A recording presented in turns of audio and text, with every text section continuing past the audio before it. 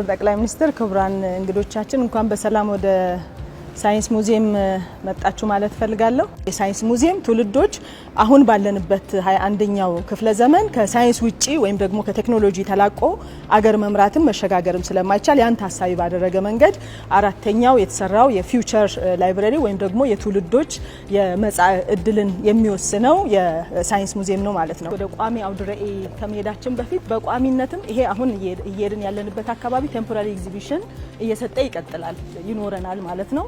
የኮንፈረንስ አዳራሹም እንዲሁ ኢቨንቶችን እያደረግን የምንቆይ ሆኖ ዋንኛው ግን የሳይንስ ሙዚየም የተቋቋመበት ዓላማ ቋሚ ኤግዚቢሽኖች፣ ቋሚ አውደ ርዕዮች በዛ ውስጥ ደግሞ ትውልዱ የሚማርበት የሚመራመርበትን የፈጠረ ነው ማለት ነው። አሁን የተሰራው አውደ ርዕይ ይሄ አውደ ርዕይ በጣም ከአንሸንት ከነበሩን የግብርና መሳሪያዎቻችን ጀምሮ ፊውቸር ዛሬ ላይ ቴስት ያልተደረጉ ገና ሙከራ ላይ ያሉ በኢነርጂ ዘርፍ ፊውዥን ኢነርጂ እንደዚሁም ደግሞ በአቪዬሽን ዘርፍ ኤርባስ ወደ 2050 ላይ ገና ተግባራዊ የሚሆነው ጋር ነው የምንደርሰው ማለት ነው። ኤግዚቢሽኑ 5 ክፍሎች ናቸው ያሉት። የመጀመሪያው ክፍል የሰው ሰራሽ አስተውሎት ወይም ደግሞ አርቲፊሻል ኢንተለጀንስ ከጽንሰቱ አርቲፊሻል ኢንተለጀንስ ከኮንሴፕቱ ጀምሮ አሁን ላይ እየተመረቱ ስላሉትና የደረስንበት ፊውቸር ደግሞ የምንደርስባቸውን ይዘቶች የያዘ በርካታ ለህይወት የሚያቀሉ ኤአይ አሁንም እያገዘ ያለው ፊውቸር የሚያግዛቸው ነገሮችን የያዘ ክፍል ነው የመጀመሪያው ክፍል። ቀጥሎ ያለው ሁለተኛው ክፍል የአየር ንብረት ለውጥ ወይም ክላይሜት ቼንጅ ላይ ሂደቱ ግን ምንድነው የሚመስለው አሁን የደረስንበት ምንድነው ያመጣው የአየር ንብረት ለውጥ ደግሞ ያመጣው ክራይሲስ ሪሊ ምንድነው የሚለውን ሰው በደንብ በቲዮሪ ሳይሆን ፕራክቲካሊ የሚያይበት ሁለተኛው ክፍል ነው የሚሆነው። ሶስተኛው ክፍል የግብርና ሴክሽን ነው። ግብርናችን ከነበረው አንሸንት የሆነ የአስተራረስ ዘዴ ጀምሮ ዛሬ ላይ ያለንበት የደረስንበት የሜካናይዜሽን እርሻ እንደዚሁም ደግሞ ያሉንን የሰብሎች ትውልዶች በደንብ እንዲያውቋቸው እንዲማሩ እንዲመራመሩ የሚያደርግ ሴክሽን ነው ማለት ነው። ከዛ ቀጥሎ ያለን የውሃና ኢነርጂ ክፍል ነው። የውሃና ኢነርጂ ክፍል ላይ የውሃ ከአፈጣጠሩ ጀምሮ ጥቅሞቹን፣ ጉዳቶቹን፣ ማጣሪያዎቹን ሄዶ ደግሞ ለኢነርጂ የሚኖረውን ኮንትሪቢዩሽን አሳይቶ ወደ ኢነርጂ ሴክሽን ይቀየራል። የመጨረሻው የኤሮስፔስ ነው የሚሆነው። ኤሮስፔስ ላይ በጣም በርካታ የሆኑ የስፔስ ሳይንስን በትውልዶች እዚሁ የሚሞክሩበት ሲሙሌተሮች፣ የተለያዩ ሲሙሌተሮች ነካክተው ተምረው ዝም ብሎ በቲዮሪ ሳይሆን ነካክተው መሰልጠን እንዲችሉ መማር እንዲችሉ መመራመር እንዲችሉ መፍጠር እንዲችሉ የሚያደርግ ትልልቅ እንድ ፊውቸር አሁን ያልደረስንበት የ2050 ፊውቸር ቴክኖሎጂ ጭምር ያለባቸው ሴክሽኖች ናቸው። ክቡር ጠቅላይ ሚኒስትር፣ ክቡራን እንግዶች እንኳን ወደ አርቲፊሻል ኢንተለጀንስ ቋሚ ኤግዚቢሽን በሰላም መጣችሁ። We adhere to open and transparent practices, safeguarding every digital citizen. አሁን እዚህ ጋር የምታዩት አጠቃላይ እስካሁን አርቲፊሻል ኢንተለጀንስ ሲሰራቸው የነበረው በፋይናንሻል ላይ፣ በአግሪካልቸር ላይ፣ በሄልዝ ላይ ሲሰራቸው የነበረው ናቸው። እነዚህ ምን እየሰራን ነው የሚለው ነገር ሁሉም ቁጭ ብሎ ጊዜ ወስዶ ተማሪዎች፣ ወጣቶች የሚሰለጥኑበትና የሚያዩበት ነው። ከዚህ ደግሞ እዚህ የምናየው በጣም አርቲፊሻል ኢንተለጀንስ አጭር ከ1950 ጀምሮ ነው እንግዲህ አርቲፊሻል ኢንተለጀንስ የተፈጠረው። ከዛ ከተፈጠረበት ጊዜ ጀምሮ እስካሁን ያለውን ምንድን ነው የሚለውን ነገር የሚያሳይ ነው። እነዚህ 3 ቁልፍ ሰዎችን ለማሳየት ፍላጎት አለን። አለን ቱሪንግ የሚባለው የአርቲፊሻል ኢንተለጀንስ ማሽኖች መናገር ይችላሉ ወይ ማሰብ ይችላሉ ወይ የሚል የእንግሊዝ ሳይንቲስት ነው የነበረው። በ1950 ጀምሮ ነው እንግዲህ እዛኔ ማሽኖች መናገርና ማሰብ ይችላሉ የሚለውን የአርቲፊሻል ኢንተለጀንስን ማሰብ የጀመረው። ከዛ እንግዲህ ጆን ማካርቲ ደግሞ የአሜሪካ ሳይንቲስት ነው። እሱ በ1956 ከ6 ዓመት በኋላ አርቲፊሻል ኢንተለጀንስን ዲፋይን ያደረገውና በተለይ የአርቲፊሻል ኢንተለጀንስ አባት ተብሎ የሚታወቀው ነው ማለት ነው። እንግዲህ ወደ ኢትዮጵያ ከመጣን በተለይ ክቡር ጠቅላይ ብዙ ተቋማትን የመንግስት ተቋማትን ገንብተዋል፣ ሰርተዋል። ወደ ኃላፊነት ከመጡ በኋላ የአርቲፊሻል ኢንተለጀንስ ተቋም በ2020 በክቡር ጠቅላይ ሚኒስትር መቋቋሙን የሚያሳይና በዚህ በቋሚ ኤግዚቢሽንም የእሳቸውን እዚህ ቁልፍ የሚባሉ ሰዎች መካከል ያስቀመጥነው ለዚህ ነው። እዚህ ጋር የምናየው ከ19 ይሄ ፔንዱለም ነው የሚባለው ከ1950 ጀምሮ በተለይ አርቲፊሻል ኢንተለጀንስ ምን ሰርተዋል የሚለውን ነገር እዚህ የምናሳይበትና በተለይ ወጣቶች ተማሪዎች መጥቶ ከ1950 ጀምሮ ምን ተሰርተዋል የሚለውን ነገር የሚያሳይ ነው ማለት ነው። በተለይ እንግዲህ በ2024 ላይ ምንድነው የተፈጠረው? ሰው ልጅ እስካሁን መንጃ ፍቃድ በራሱ በሰው ነው መንጃ ፍቃድ ወጥቶ መኪና መንዳት የሚችል የነበረው። በ2024 ላይ መኪና እንደ ሰው ተክቶ ራሱን ሰልፍ ድራይቪንግ የተጀመረበትና በተለይ እንግዲህ ከ2020 ያለው ነው አርቲፊሻል ኢንተለጀንስ በጣም ብዙ ሄዷል የሚባለው። ኢትዮጵያ በዚህ ነው ላኪ ነው የተባለችው ማለት ነው። በዚህ ጊዜ መጀመሪያ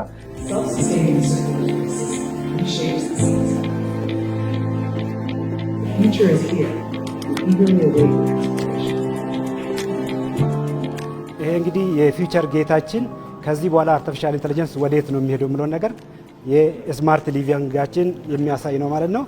ከዚህ በኋላ የወደፊቱ ላይ ነው የምንሄደው ማለት ነው።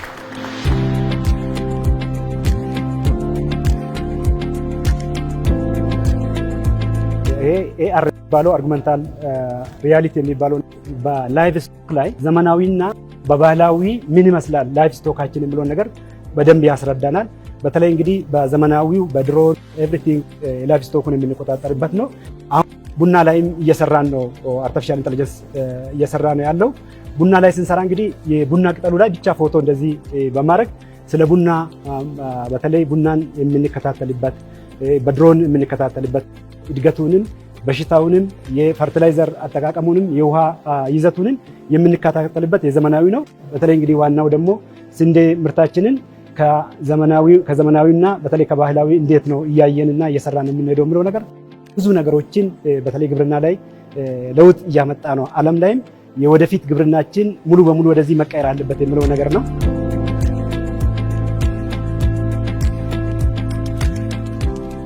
ተማሪዎች፣ ወጣቶች ስለ አንድ ሀገር የትም ሆነው ማየትና መጠቀም እንዲችሉ የሳንድ ቦክስን ወደ ሶፍትዌር ኮፒ የቀየርንበት። ሌላው ጤና ነው። እንግዲህ የወደፊት ምን ሊሆን ይችላል? ጤናችን ስማርት ነው የሚሆነው ወደፊት።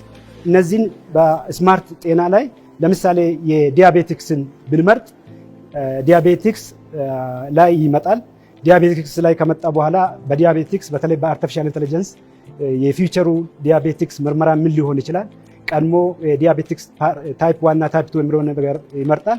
ታይፕ 2 ከሆነ ሳይድ ኢፌክቶቹ ምን ሊሆኑ ይችላሉ የሚለውን ነገር የጤናችን የፊውቸር ኤአይ የሚያመጣውን እነዚህ ስድስቶች ሰው እየፈለገ የሚፈልገውን ነገር የቆዳ በሽታ ቢፈልግ የቆዳ በሽታውን ከጠራ ተማሪዎች፣ ወጣቶች ራሳቸው መጥቶ የሚሰለጥኑበትና ከዚህ ሞር አድቫንስ አድርጎ እንግዲህ ጤናችን የት ሊደርስ ይችላል የሚለውን ነገር የሚያዩበት ነው ማለት ነው። እዚህ የምናየው የአርቲፊሻል ኢንተለጀንስ ኤአይ ሮቦቲክስ ነው። ሮቦቲክሱ የሰው ፊት ይለያል። አሁን እኔ ወደዛ ሲሄድ መናገር ይጀምራል ማለት ነው። ወደ ሳይንስ ሙዚየም ቋሚ የኤአይ ኤግዚቢሽን እንኳን በደህና ነው። ይህ የቆመበት ቦታ የሰው ልጆች ጥበብ ወደ ድንቅ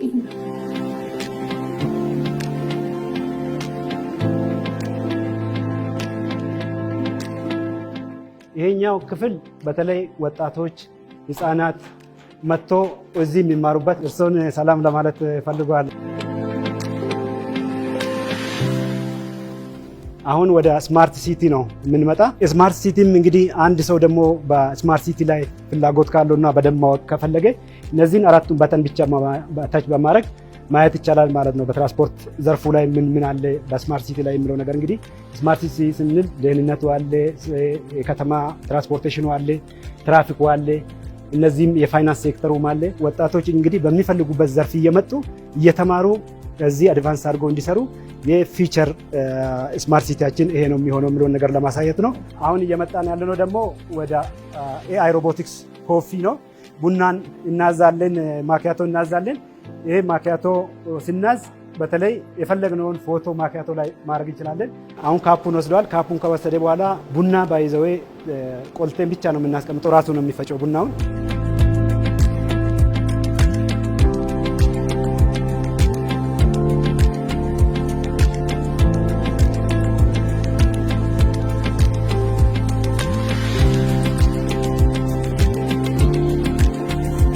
ብዙ ጥያቄዎች እዚህ መጠየቅ ይቻላል።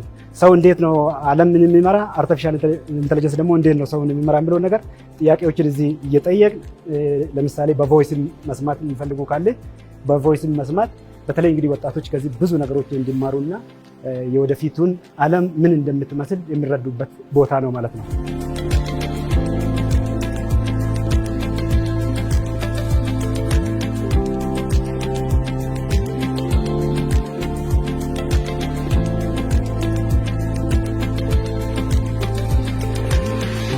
መጨረሻ ደርሳችኋል።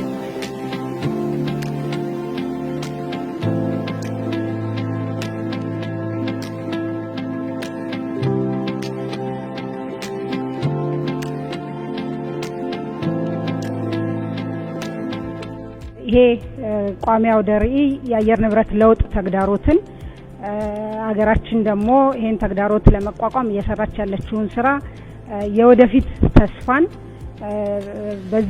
ከዛም በተጨማሪ ስለ አየር ንብረት ለውጥ ዜጎች ያዩ ግንዛቤ በሚጨብጡበት መልኩ ኦርጋናይዝ የተደረገ ነው።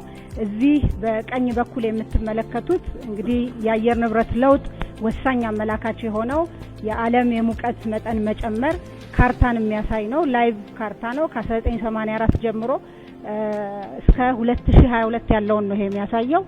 በዛ መሰረት የዓለማችን የሙቀት መጠን በየጊዜው እየጨመረ መሄዱን የሚያሳይ ነው። ወደ ውስጥ እየገባን ደግሞ እናያለን። እዚህ እንግዲህ ይሄ ትልቁ ስክሪን የሚያሳየን የአየር ንብረት ለውጥ ሳይንስ ምንድነው የሚለውን የሚያሳይ ነው። የአየር ንብረት ለውጥ እንዴት ይከሰታል፣ ምንድናቸው ምክንያቶቹ የሚለውን በደንብ አድርጎ የሚያሳይ መነሻ ተፈጥሯዊ ሰው ሰራሽም ምክንያቶች አሉት። በዋናነት ግን የሙቀት አማቂ ጋዞች ወደ አየር ላይ መከማቸት ነው። በዛ መከማቸት ምክንያት እንግዲህ ዓለማችን እዚህ ጋር የምታዩት በከፍተኛ ጭንቀት ውስጥ ትገኛለች ማለት ነው።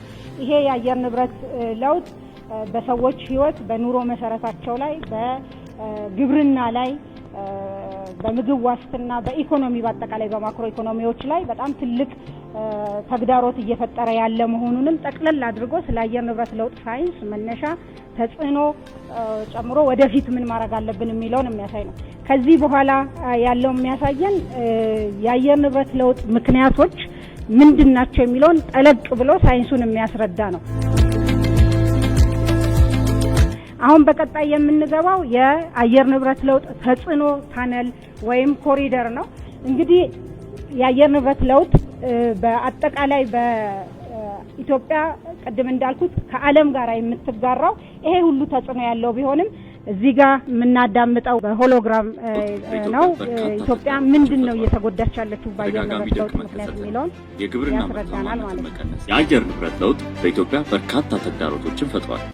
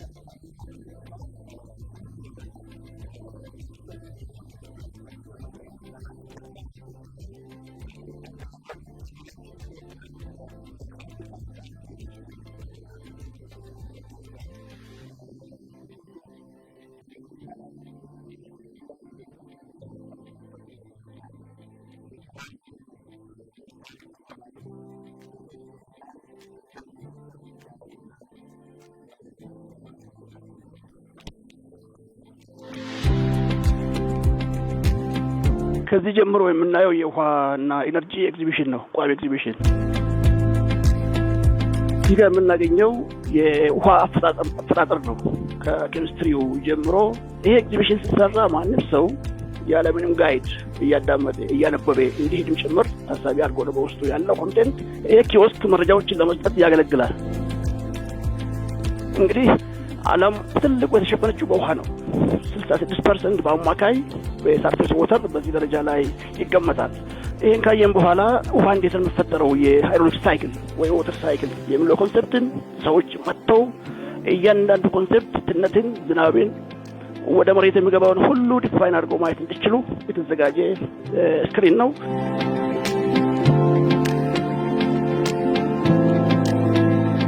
ከዚህ ጀምሮ የምናገኛቸው የውሃ ጥቅሞች ናቸው። ለመጠጥ ውሃም፣ ለግብርናም፣ ለሃይድሮፓወርም፣ ለኢኮሲስተምም ለመጠበቅ የሚያገለግል ብሪፍ የምናደርግባቸው ቦታዎች ናቸው። በሁሉም በስክሪንም ዲጂታልም እናገኛለን።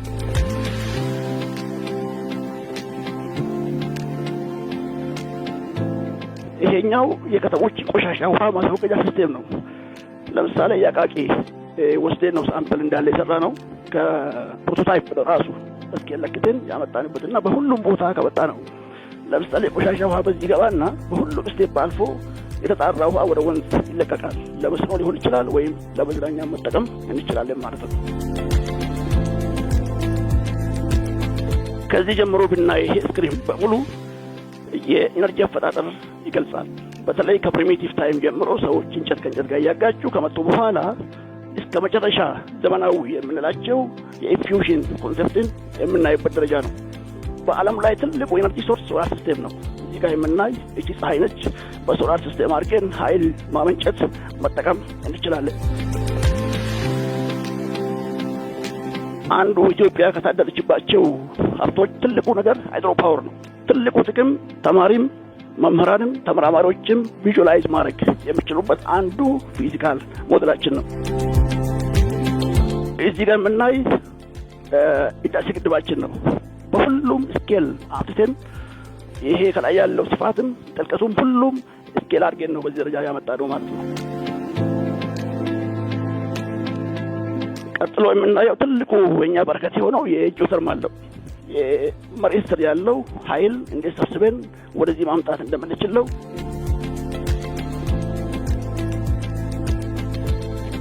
ወደዚህ ከመጣን የዊንድ ኮንሴፕት ነው። ጠቅላላ የዊንድ ኤነርጂ እንዴት አድርጎ ፓወር ጀነሬት አድርጎ ወደዚህ ዲስትሪቢዩት ማድረግ እንደሚችል ነው የምናያቸው።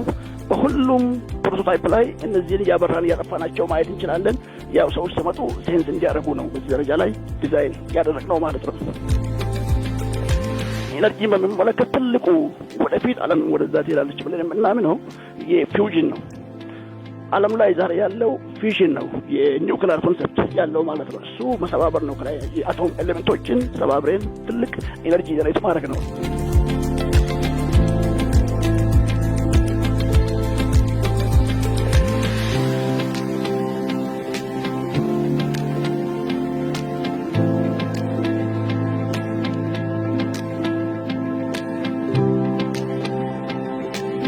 ክቡራንና ክቡራት እንኳን ወደ አይሮስፔስ ኤግዚቢሽን በደህና መጣችሁ።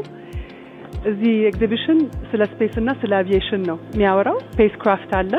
ይሄ ስፔስ ክራፍት ከምድር ወደ ስፔስ አስትሮኖቶች የሚያጓጓዝ ነው። ስፔስ ላይ ደግሞ ኩፖላ የሚባል አለ። ይሄ ኩፖላ የፕላኔቶች ምድር ለማጥናት አስትሮኖቶች እዚህ ይመጣሉ። ኤግዛክትሊ አስትሮኖቶች እንዴት እንደሚኖሩ እንዴት እንደሚመራመሩ ማየት ይቻላል። ከዛ ሶስተኛው ነገር ስፔስ ክራፍት ነው።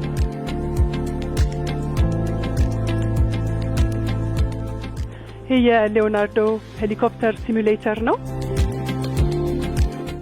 የተለያየ ሲሙሌሽኖች አሉ። አንዱ በቪርቹዋል ሪያሊቲ ሲሙሌሽን አለ፣ ሌላ በስክሪን ነው። አንድ ሄሊኮፕተር እንዴት እንደሚነሳ እንዴት ላንድ እንዴት እንደሚያደርግ ያሳያል። የሚቀጥለው ኤግዚቢሽን የኤር ትራፊክ ኮንትሮል ሲስተም ነው፣ የአየር ቁጥጥር። ይሄ ወጣቱ ኢንስፓየር ለማድረግ ነው። በጣም የሚገርም ስራ ነው አክቹሊ። እዚህ ቦይንግ 787 ሞዴል አለ። እዚህ ደግሞ ሲሙሌተር አለ። ካፕተን ሂሊና ትባላለች። ሲሙሌተሩ ምን እንደሆነ ትንሽ ታስረዳለች። ይህ የምትመለከቱት የቦይንግ 787 ድሪም ላይነር ምስለ በረራ ነው። እያንዳንዱ ፓይለት ወደ ማብረር ስራው ከመግባቱ በፊት ይህንን በመሰሉ ምስለ በረራዎች ውስጥ ስልጠናን ወስዶ ተፈትኖ አልፎ ነው ወደ መንገደኞች አይሮፕላን የሚቀጥለው። ይህ የምታዩት ምስለ በረራ እያንዳንዱን የበረራ ክፍል በደንብ አድርጎ የሚያሳይ ነው። ይህ ማለት ቴክ ኦፍ፣ ክላይምብ፣ ክሩዝ፣ ላንዲንግን በደንብ አድርጎ ነው የሚያሳየው። ታዳጊዎች እዚህ እየመጡ ይህን በማየት ለህልማቸው ቅርብ መሆናቸው እንዲሰማቸው ያደርጋል ብዬ አስባለሁ። ስለዚህ አሁን ከኢትዮጵያ ዓለም አቀፍ ከቦሌ ኤርፖርት ቴክ ኦፍ እናደርጋለን። አብረን ማየት እንችላለን።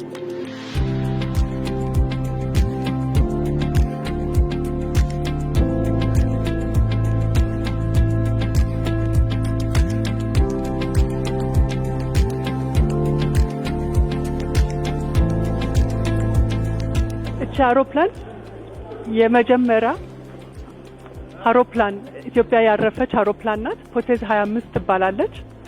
ከጅቡቲ ተነስታ ኢትዮጵያ ላይ በ1929 በፈረንጅ አቆጣጠር ነው እዚህ የመጣችው። እንደ ሲቪል አውሮፕላን ነበር የመጣችው።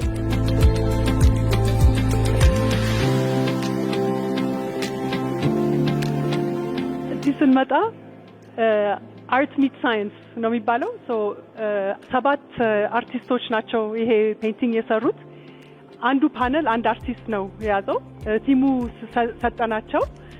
ከሀሳብ በማፍለቅ ወደ ኤሌክትሮኒክስ፣ ወደ ኮምፒውተር፣ ወደ ሲርኩላር ኢኮኖሚ እዚህ የተጠቀሙት ማቴሪያል በሙሉ ሪሳይክልድ ማቴሪያል ናቸው። እዚህ ደግሞ የ2050 አውሮፕላን ናት። ያው የሚጠበቀው አውሮፕላን ነው። በሃይድሮጀን የሚሰራ ሰስቴይነብል አቪዬሽን የሚባለው ኤርባስ ተሞክሮ አድርጓል። አክቹሊ የ10 ደቂቃ በረራ አድርጋለች አውሮፕላን። በመጨረሻ የጂኢ ኤንጂን GE 90 ይባላል። ዓለም ላይ ግዙፍ ሞተር ይሄ ነው። እስከዛሬ it's the most sophisticated engine aviation ላይ ያለው። ከዚህ በኋላ ወደ ዶም እንሄዳለን።